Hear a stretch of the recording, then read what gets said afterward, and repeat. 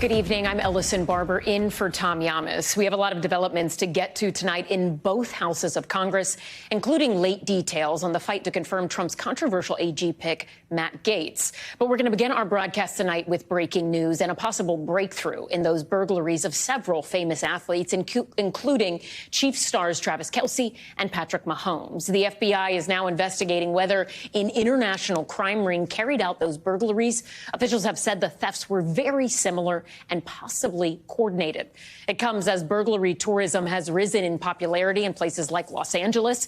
These images capturing members of a South American crime ring stealing from residents in the city of Los Angeles in recent months. For the latest developments on this, I want to get right to NBC News correspondent Morgan Chesky. Morgan, walk us through what we know about this investigation right now. Yeah, Ellison, according to two senior law enforcement officials, they told NBC News that they are now working, according to the FBI, with local officials in order to try to find out more about these very high-profile burglaries that have taken place over the last several weeks or so, although they remain clear that they are not officially connecting these to the burglary of Patrick Mahomes or Travis Kelce. They are saying that the FBI is working in conjunction with local police, with other agencies, to, as you mentioned, try to have a potential connection to these South American crime rings. These are criminals that experts say are highly efficient and coordinated and organized here, Ellison, that can stake out a property. They can understand when person leaves, and then they can move in just a matter of mere hours, taking everything that they need. Authorities stressing that they don't know exactly who conducted these burglaries, but this is a very active investigation. Ellison? All right, a lot to watch there. Morgan Chesky with that breaking news. Thank you. I want to get to our other major headlines tonight out of Washington. President-elect Donald Trump making a big push for his controversial pick to lead the Department of Justice, Matt Gaetz. Trump calling in his number two, Vice President-elect J.D. Vance, to nudge his soon-to-be former colleagues. The Ohio senator with Gaetz at his side taking meetings on Capitol Hill today, trying to win over skeptical Republicans. Many of those GOP senators sitting on the Judiciary Committee tasked with vetting Gaetz before the full Senate vote. Some of them still not committing to supporting the embattled former congressman. The biggest question still outstanding is, will those senators ever see the contents of that House Ethics Committee report? The committee hearing testimony that Gaetz paid multiple women for sex and even had sex with one woman when she was underage, just 17. A bipartisan group of senators calling for a chance to review the report. But some Trump allies have been critical of the handling of Gaetz's confirmation. Lindsey Graham speaking out to reporters today. I think Matt is a very, very smart guy, and these allegations will be dealt with in committee, but he deserves a chance to confront his accusers, and the process is turning into a lynch mob, and I'm not going to be part of that. On the other side of the Capitol, another battle playing out over where some members of Congress can use the bathroom. South Carolina Representative Nancy Mace fighting to bar transgender women from using women's bathrooms on the Hill. A resolution directed at newly elected member Sarah McBride, the first trans woman to be elected to the United States Congress. Tonight, House Speaker Mike Johnson announcing new rules, even as he calls for all members to be treated with respect. Ryan Nobles is standing by for us on Capitol Hill with the latest on that. But first, we're going to go to NBC's Garrett Haake with the Trump team push for their firebrand AG. Tonight, 24 hours after President-elect Trump said he was having no second thoughts about his embattled pick for Attorney General, former Florida Congressman Matt Gaetz, Vice President-elect Vance was on Capitol Hill with Gaetz for closed-door meetings with the Republican senators who will decide if he gets the job. It's been going great. Senators have been giving me a lot of good advice. I'm looking forward to a hearing. Folks have been very supportive. They've been saying we're going to get a fair process. Gaetz meeting with undecided Judiciary Committee member Tom Llamas. My posture is that every nominee, whether they are Biden's in the last administration or whether they are President Trump, deserve a process. And Missouri's Josh Hawley, who told us he's planning to support all of Trump's picks. Are you confident Matt Gaetz has sufficient character to be the top law enforcement official of the United States? Yeah, and I would just say for those who are concerned about that, hear from him, I think Donald Trump said yesterday, give him a shot. North Dakota's Kevin Kramer telling us Trump has spoken to him personally about Gaetz. This is going to be a different administration with a different style, and we want to dismantle this bureaucracy because the American people are demanding it. And Trump ally Lindsey Graham blasting what he calls a lynch mob against Gaetz. But critical to a growing number of Republican senators seeing that report on Gaetz from the House Ethics Committee, which met today to debate whether to release it. No decision was made. There has been no agreement to release the report. The committee has heard from women who say Gaetz paid them for sex, according to their attorneys, including a woman who says she was 17 years old at the time. Gaetz has repeatedly denied the accusations. The Justice Department also looked into the allegations, but ultimately closed its investigation and did not charge Gaetz. Tonight, Senate Democrats sending a letter to the FBI asking for the Bureau's complete evidentiary file on Gaetz, calling it crucial that the panel see all relevant information. As Gaetz remains the Trump pick with the steepest uphill climb to confirmation. Maine Republican Susan Collins among those appearing skeptical. I was shocked by the nomination, given the many allegations.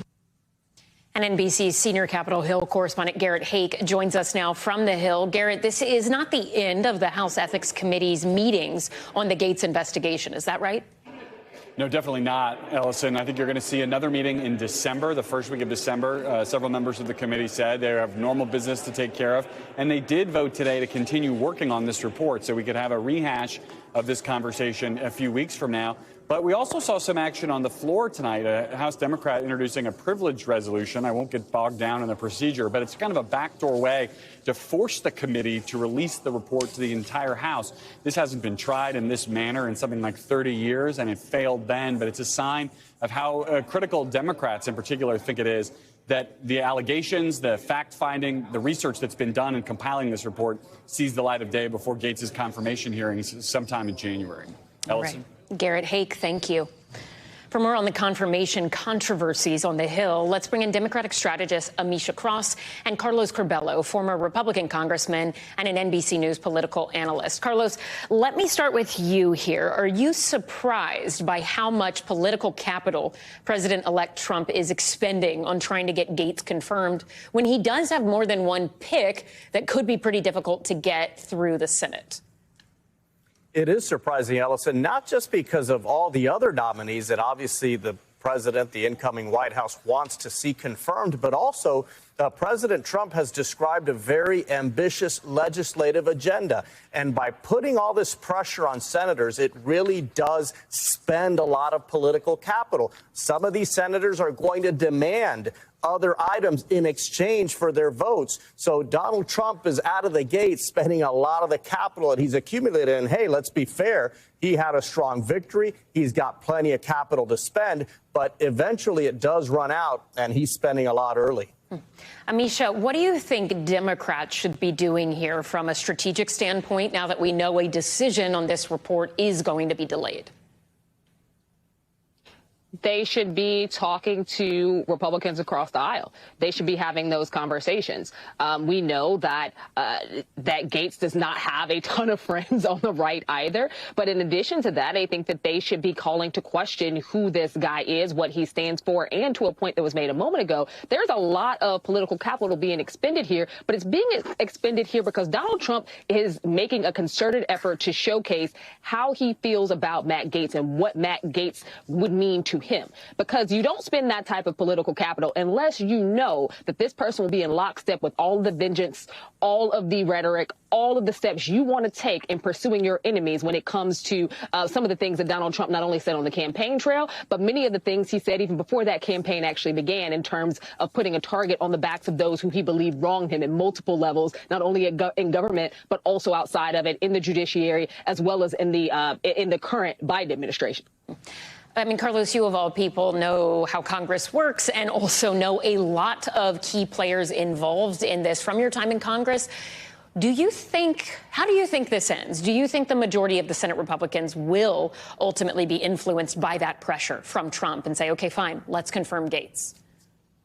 Look, I think the way this plays out is that report is going to get out in some way, shape or form. A strong bipartisan majority in the House want that report out. Matt Gaetz does not have very many friends in the House. If there were a vote, I think it would become public, and we'll see what the committee decides next time they meet. And I will tell you today, Ellison, there are not enough votes in the Senate to confirm Gaetz. So this is an uphill battle. I think it would be very difficult. I think the likeliest outcome is that at some point, more than 4 or more than 3 Republican senators come out and say, we're not going to be supporting Gaetz. And at that point, either Gaetz withdraws or the president decides to withdraw his name and nominate someone else.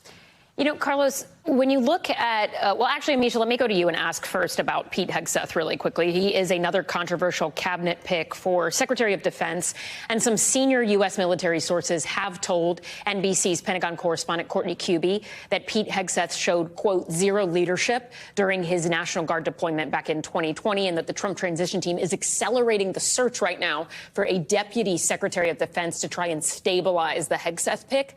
What do you make of that? And do you think we will ultimately see Hegseth at a confirmation hearing? I think that Donald Trump has a lot of friends at Fox News, and this is somebody that he respects because this is somebody who carried the water for the culture wars every weekend for years at a time. This is somebody who has pursued anti-DEI, anti-blackness, and anti-womanhood at some of the highest levels. This is a guy who spoke the rhetoric that drove a lot of individuals to the polls to support Donald Trump because of seeing a changing America, one where competition existed that also included leveraging and seeing people in places that were traditionally held only by white males. And I think that for Hegseth, somebody who does not have the experience or the acumen to handle the role of SecDef or all the responsibilities that come with it, this is actually very sad because for the Republican Party and for Donald Trump, who went out of his way to say that he was anti-DEI, that, you know, the current SecDef, Lloyd Austin, is just a DEI hire. This is a guy in Hegseth who has zero experience. This is a guy who does not deserve to be confirmed. This is a guy who wants to turn the military on its head. And as someone who comes from Illinois, who has seen my Senator Tammy Duckworth, who lost her legs in combat, it is very frustrating that he is also pursuing this idea that women should not serve in combat roles. Carlos, both Hegseth and Gaetz have denied allegations against them as it relates to alleged sexual assault misconduct, right? But the allegations exist. There are undoubtedly other conservative options for both Attorney General and Defense Secretary, people who have never been accused of sexual misconduct at all. Why do you think the president-elect is leaning into these two so hard when he knows there are these serious allegations against him? Why go down a road that you know is going to be particularly rocky if you have other options? Well, Ellison, this is Donald Trump's style. He wants to do things his way. He feels validated by the election result. He feels very strong and confident, and he really does think that he can impose his will on the Republican Senate now with 53 votes on his side. So, look, I think most of the time there's great deference that's afforded to presidents in building their teams, but obviously there's a limit to that. And 53 votes is a lot, but it isn't 60 votes. So this is going to be an uphill climb, especially for Gaetz, but probably also for Hegseth and Gabbard. All right, a lot to watch. Amisha Cross, Carlos Curbelo, thank you both for your time and insights tonight. We really appreciate it.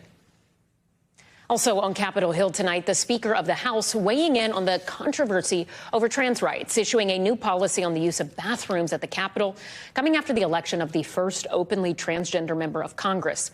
NBC News Capitol Hill correspondent Ryan Nobles has the latest.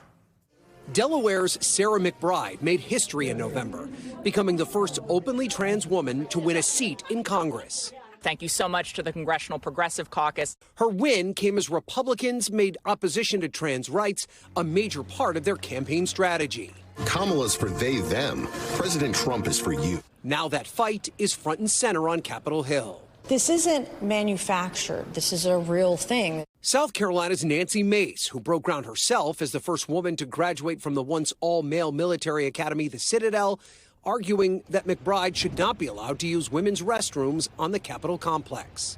Congressman-elect McBride already has a private restroom in their own office. There are unisex facilities throughout the Capitol. It led to House Speaker Mike Johnson issuing a new policy that says restrooms, changing rooms, and locker rooms are, quote, reserved for individuals of that biological sex. A man is a man and a woman is a woman, and a man cannot become a woman. But I also believe that we treat everybody with dignity. This battle, a microcosm of the war raging across the country over trans rights, with Republicans pushing back on bathroom access, pronoun use, and health care for trans people. They're endangering women, they're endangering girls of all kinds, and everybody should reject it. It's gross. It's a fight McBride, who came to Congress to deal with economic and quality of life issues, did not intend on being the face of. I'm not running to be the transgender member of Congress. I'm running to be Delaware's member of Congress. Ryan Noble joins us now from Capitol Hill. Ryan, have we heard from McBride in terms of her reaction to all of this and where this fight goes from here?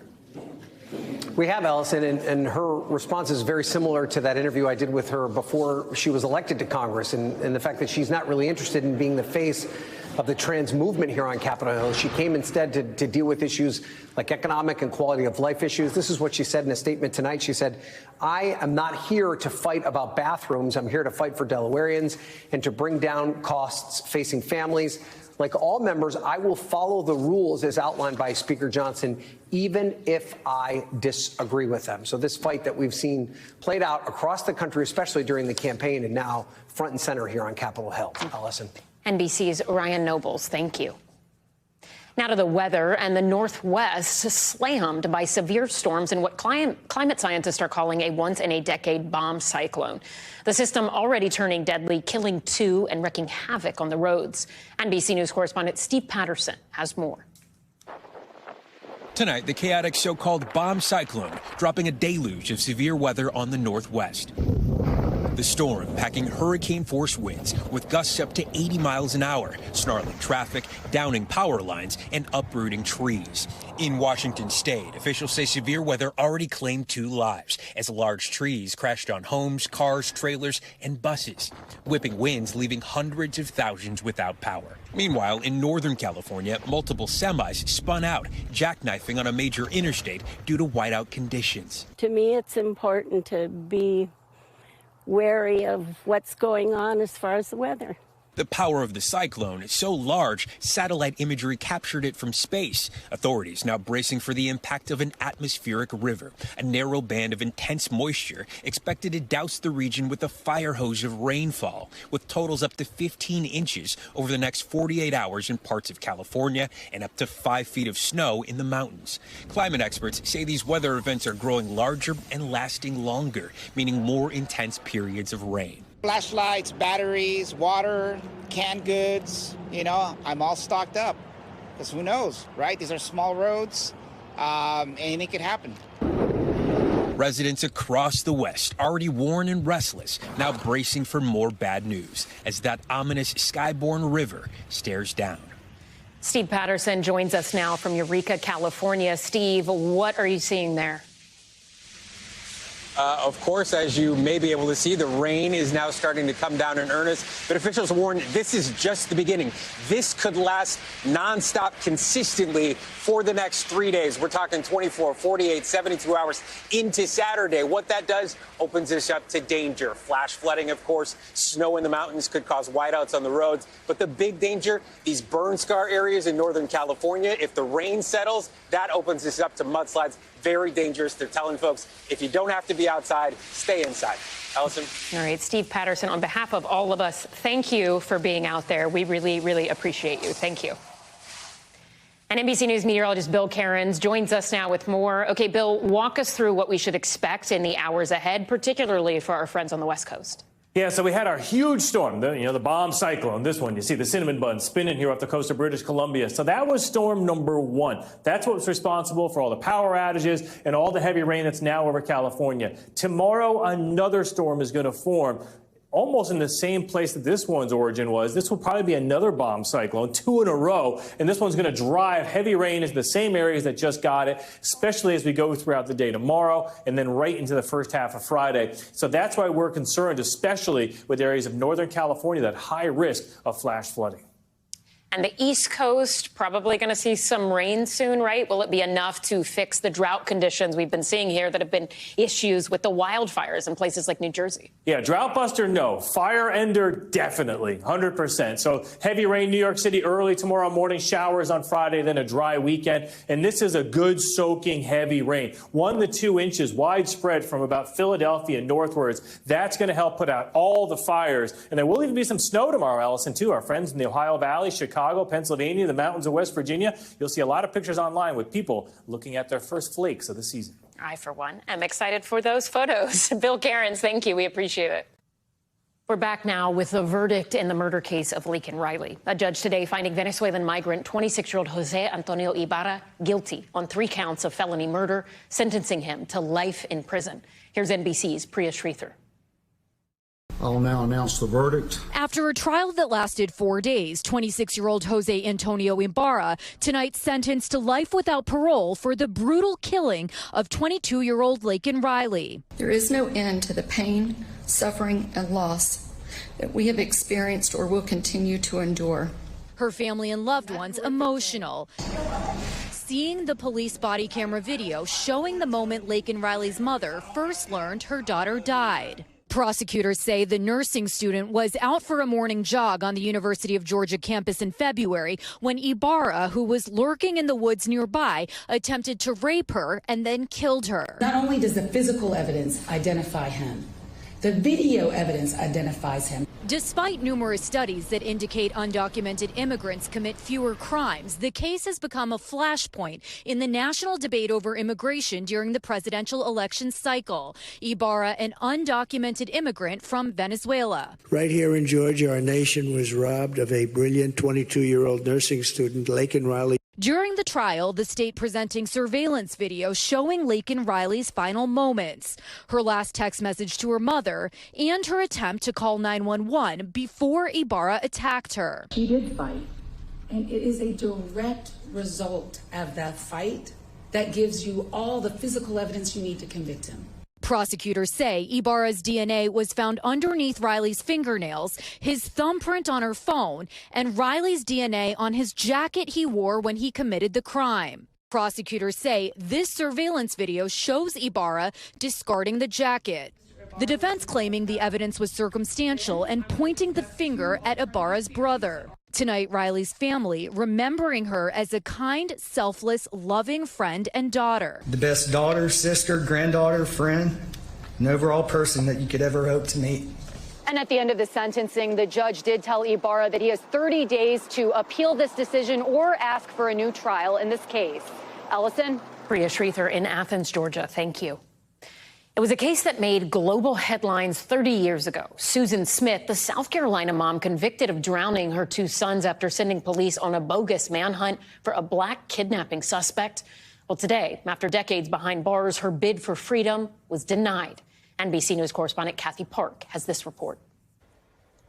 Despite a request for freedom, a South Carolina parole board denied Susan Smith's release roughly 30 years after she was found guilty of drowning her 2 young boys, Alex and Michael. Susan Smith is denied parole. The vote is unanimous. Appearing virtually, the now 53-year-old Smith expressed remorse for her actions. I want to say how very sorry I am. I know that what I did was horrible. And I would give anything if I could go back and change it. Smith first made national headlines October 1994 when she claimed a black man carjacked her vehicle with her children still inside. Authorities launched an intense 9-day search for a suspect, but ultimately she confessed to killing her sons. Her then estranged husband, David Smith, stood by her side as they pleaded for help. I want to say to my babies that your mama loves you so much. Today, he spoke against her release. This wasn't a tragic mistake. She purposely meant to end their life. She changed my life for the rest of my life that night. The original prosecutors in the case saying the board made the right decision. Do you think she's the same woman that she was 30 years ago? I believe Susan is the same woman she was 30 years ago when she laughed in the courtroom when the jury wasn't in and cried as soon as the jury came in. David Smith turning the focus back to his sons and his commitment to keeping Susan in jail as she reapplies for parole every 2 years. For 2 more years, there'll still be justice for Michael and Alex. And Kathy Park joins us now from Columbia, South Carolina. Kathy, some of our viewers might not have been alive when this case made international headlines, but it did dominate the news back then. Susan Smith's time behind bars, it's been filled with a lot of controversy. Did that play a role in today's decision at all? So, Ellison, it certainly did play a role. And when you look at her history over the 30 years that she was in prison, she incurred several infractions, one of which includes possession of contraband, drugs, also having sex with prison guards. But the parole board had to weigh that, but also determine whether she would be a threat to the community and whether she would obey the law if released. Ellison? Kathy Park in Columbia, South Carolina. Thank you.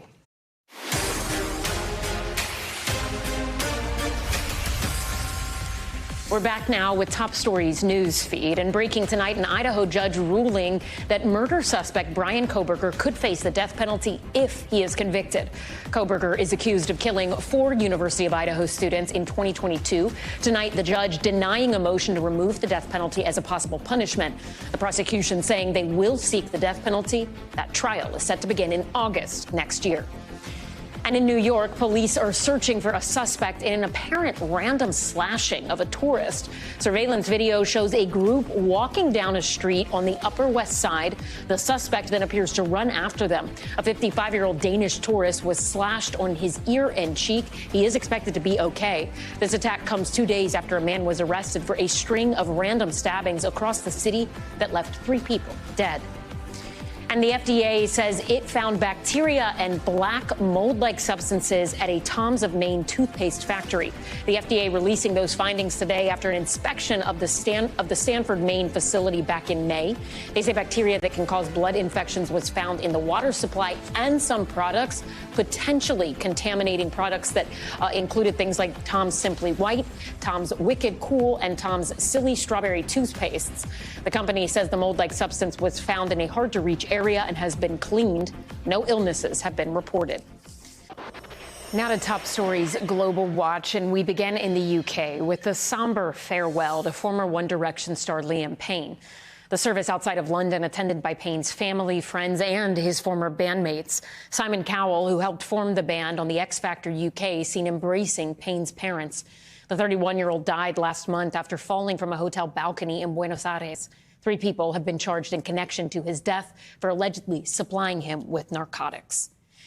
And the United Nations says at least 150 people were killed in Port-au-Prince, Haiti this week as gang violence escalates. Residents and police fighting side by side in a suburb of the capital city, trying to repel a gang that allegedly targeted the upscale neighborhood. Amid the broader ongoing violence, Doctors Without Borders announcing it is halting its services in Haiti. Now to the latest on the Russia-Ukraine war. The U.S. shutting the doors of its embassy in Kyiv today after receiving what American officials described as specific information of a potential significant air attack. The move comes on the heels of the U.S.'s expanded support of Ukraine and President Biden's latest decision to provide Ukraine with a controversial type of landmines and to allow Ukrainian forces to carry out strikes inside of Russia with long-range weapons supplied by the United States. NBC's chief international correspondent Keir Simmons joins us now with more. Keir, it's well into the night now in Kyiv. Talk to us about this serious potential air threat, as U.S. officials are describing it, to the U.S. embassy there. Yeah, we haven't seen any sign of that, Ellison, on the ground. It's a little bit mysterious. Clearly, what we can say is that the U.S. had intelligence, because that's what the embassy said it had, of an airstrike that caused it to want to close the doors of that embassy. Now, that's serious. That suggests that the U.S. Believed that Russia was going to target the U.S. embassy. Now, that doesn't seem to have happened. Why? Well, there could be a million reasons, not least that Russia changed its mind, or perhaps the intelligence wasn't quite right. You can figure it out for yourself. But I think it does point to a very serious level of concern in Washington and other Western capitals about the position of Moscow at this point, Moscow's reaction to things like the approval of those long-range weapons used by Ukraine.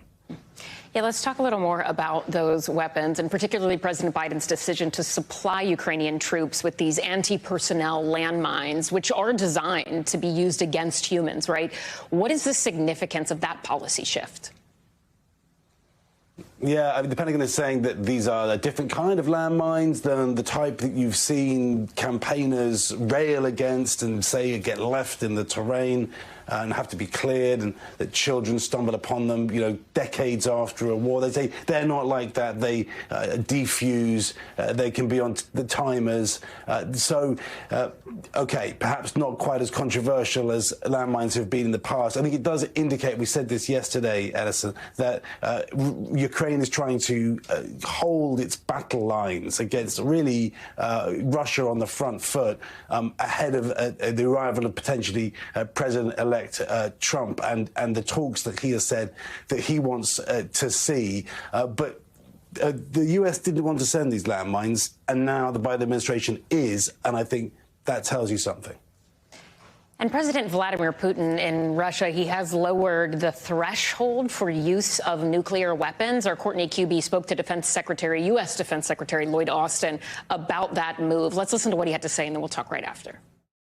We've known for several weeks that they were revamping their policy on use of nuclear weapons. As I look at what they're doing, and we watch their strategic forces very carefully, I don't see a change in their strategic force posture. And so we'll continue to remain vigilant in this regard. But at this point, no, I don't see an indication that there's an imminent intent to use nuclear weapons. So Secretary Austin not sounding particularly concerned there. Are you hearing anything different from other NATO officials about this seemingly or apparent shift from Russia? Yeah, I mean, other Western leaders have described Russia's change of its nuclear protocol as rhetoric. Look, here's the bottom line, Alison. If President Putin wants to fire a tactical nuclear weapon, let's hope he doesn't. He can do that, no matter, frankly, what the protocol is. And that's where I think they think it's signaling rather than action. And they would see that action on the ground. But I don't think that, I mean, I think these are still worrying times for NATO officials. Keir Simmons, thank you. Coming up next, the new documentary detailing the agony and strength of 4 mothers. 3 of their daughters kidnapped by Boko Haram. 1 kidnapped herself. The filmmaker joins us for a top story spotlight interview right after this.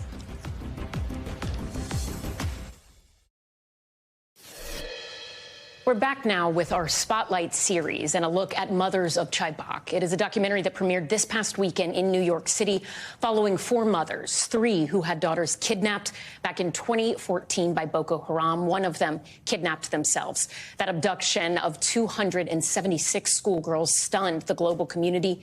And while their story is no longer on the front page, over 80 are still missing, according to Amnesty International, and their families are still living with that pain. Here's a look at the film. The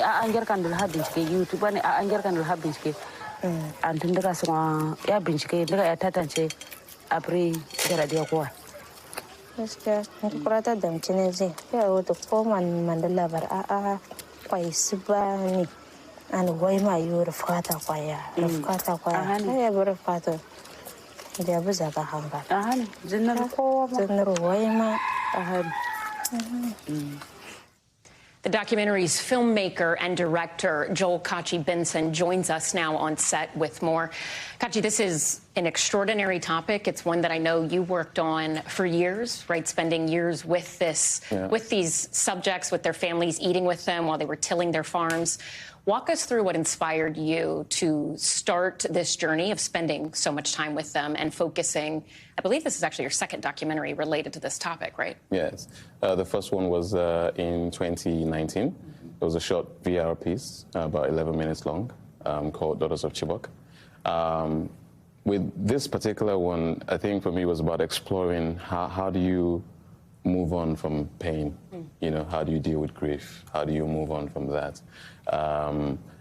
But also, on the other hand, it was also very important for me to sort of like present these women through a different lens. Because, you know, in my opinion, I just felt like the last 10 years has been regurgitation of the same images, you know, of grief and pain. And whilst we acknowledge that, I think that that does not sort of like capture the full essence of these women. Tell me more about that, because we often look at people who have been through something traumatic, whether it's conflicts, a natural disaster, and we say the victim of X. Exactly. But you say these women are so much more than just victims. Yes, they're survivors, they're heroines, right? Yes, they had their daughters taken, members of their families taken, but, you know, it's interesting. I think that I classify them as fighting back. Because if you think about it, these girls were taken because they were in school. That's the singular reason why they were taken. It was a statement that Boko Haram was trying to make. And in spite of that, they're still fighting to send their kids to school. It hasn't stopped them from that desire, that dream. And so if you look at it through that lens, suddenly they're not only victims. I mean, they're not victims, period, right? They're much more than that. And so that's what I spent the last, you know, 3-4 years trying to capture. The essence of who these women are. They're strong, they're beautiful, they have humor, you know, and they celebrate those moments of triumph and joy.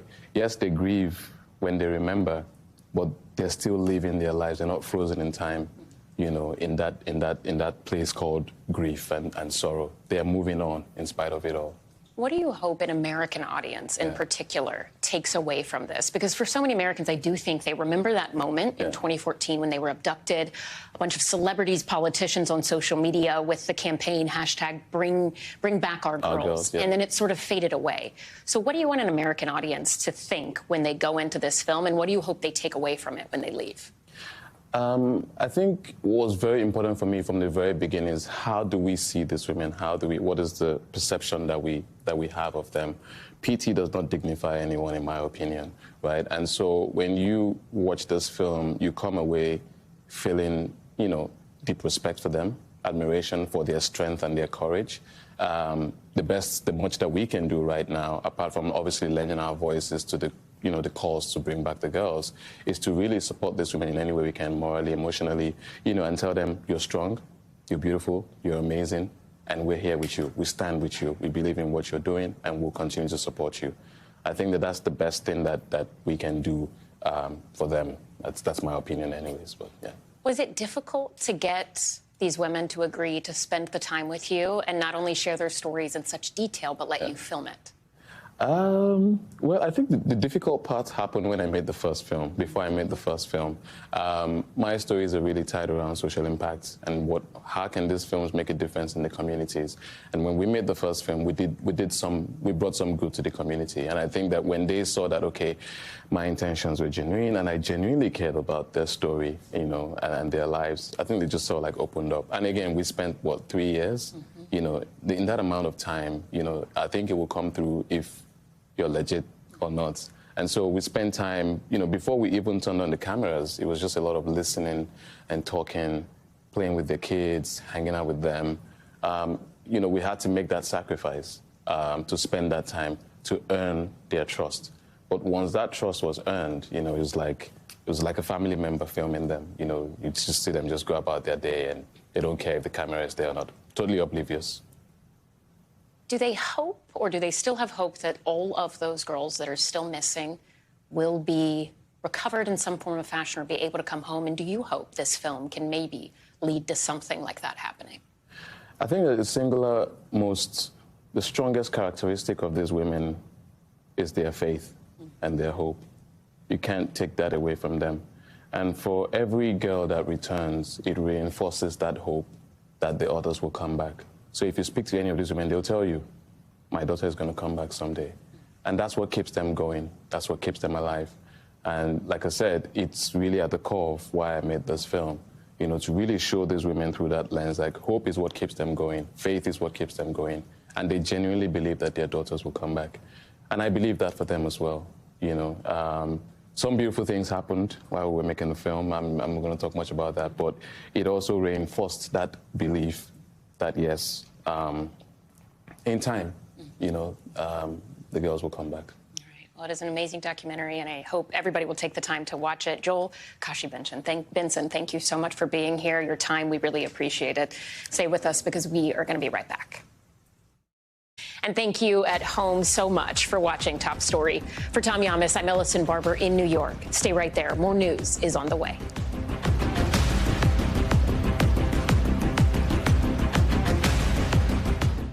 Thanks for watching. Stay updated about breaking news and top stories on the NBC News app or follow us on social media.